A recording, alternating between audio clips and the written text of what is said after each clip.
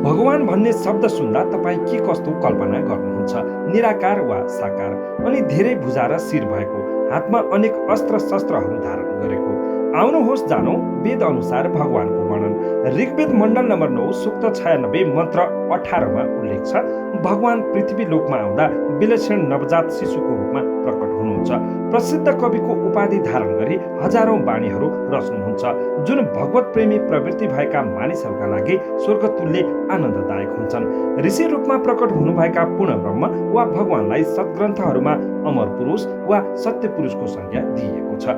ती पूर्ण प्रभुले आफू बस्ने अमर लोकमा तेस्रो मुक्तिधाम या सत्य लोकको स्थापना गरी त्यहाँ विशाल श्वेत गुम्बजको तल रहेको एउटा उच्च सिंहासनमा मानव सदृश सुदृढ शरीरमा उज्जवल स्थूल आकारमा विराजमान रहनुहुन्छ। दर्शकवृन्द, भगवान निराकार नभई साकार रूपमा मनुष्य सदृश्य हुनुहुन्छ भन्ने कुरा स्पष्ट हुन्छ।